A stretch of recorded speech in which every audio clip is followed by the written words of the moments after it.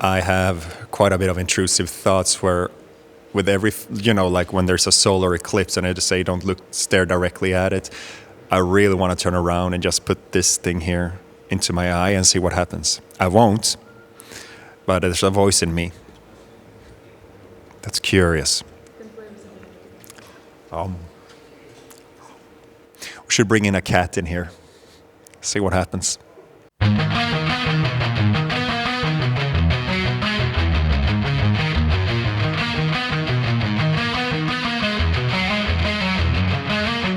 The main riff for this song I've been playing around with since probably 2017, and it's one of those riffs that before every show when I sit backstage and I warm up, that's the first riff I play because it's all over the place, string skipping, and just make your fingers and your mind kind of like connect.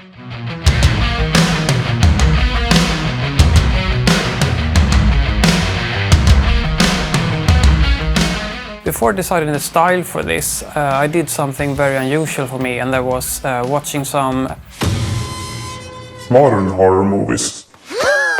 I have got to do something about that air conditioner suction. To change things up a bit from how it usually goes.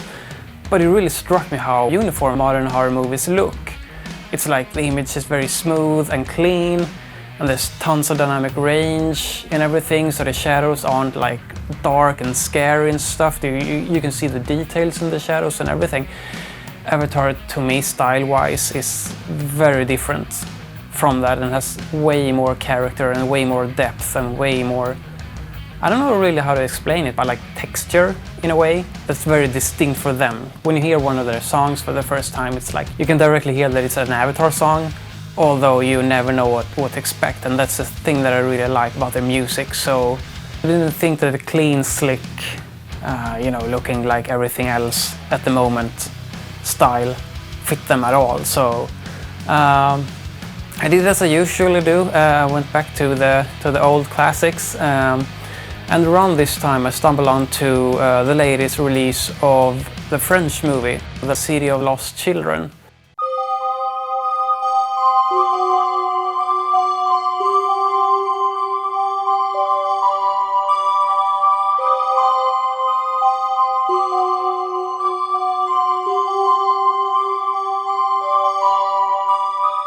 What it really seems to be about for me, I think, because this is one of the songs that was written very much letting the subconscious handle the choice of words, and I trusted the process in the sense that I trusted a sense of beauty in the lyrics, and it seemed to all come together at the end and make sense to me. But there's certainly an emotion of something that has been or something that is about to be no more, and so it's about mourning, or maybe even accepting the mourning as part of it. Just a kind of melancholic lamentation on sorrow. So after listening to it a couple of times, I came up with a theme of being stuck in something that you can't really escape from. And since the song has several different tempuses, I thought it felt like it's not the first time you experience something, or it's like you've been experiencing something for so long that it's like it's becoming familiar to you. So it's like, okay, now it's this part, I have been here before.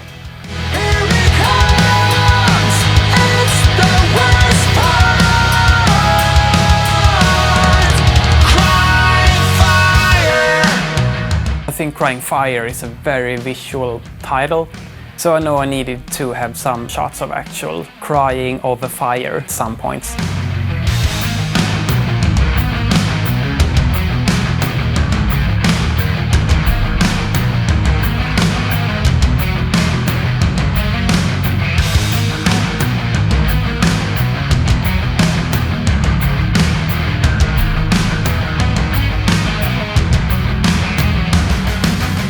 And then you also have the ghost, and I wanted to keep it a bit vague, and therefore giving it this mask that it's wearing, but it has some traces of Johannes' facial makeup.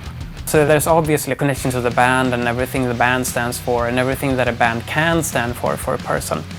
When it comes to like being a motivational force and a big part of your life. Basically like everything that your favorite band meant or means to you.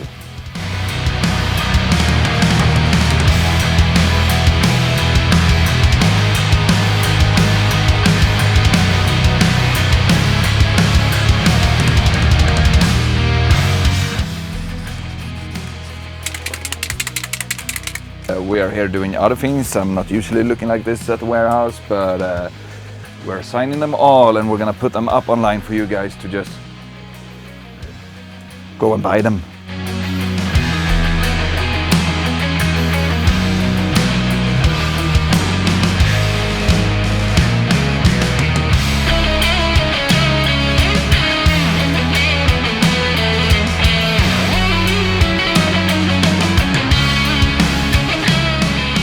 So the whole 3D scan thing, we actually decided that before we decided on a theme. Oh, and the air conditioner will be fixed this afternoon. So the whole process this time around was pretty loose. It was like, okay, we have the 3D scans, they have this feel and texture to them, and then we fitted that into the whole theme of them being stuck, and then that further translated into a style that fitted everything. So it was done in multiple steps. And I also decided to change some stuff on the fly when we were shooting the band, and that had to do with the lasers. The first designs I did for the lasers were very concrete in a way. There were trees and things like that, but when I saw them on set I felt that they didn't fit the style anymore. So together with a guy who operated the lasers, who had tons of experience at doing that for other bands, like he's been doing live stuff for Meshuggah, for example. He immediately got it and knew what I was after and showed me some stuff that we could do instead. And the thing he showed me is the stuff that turned up in the video that you see here. I dreamed of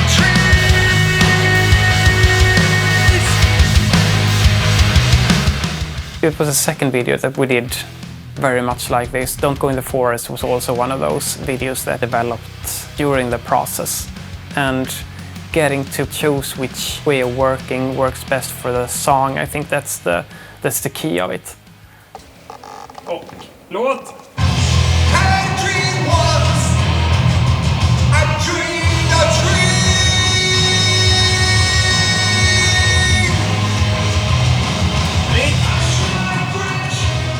When they told me that we were going to have lasers in this video, I expected swords and guns. And I'm deeply disappointed, but hey, this is okay, I guess.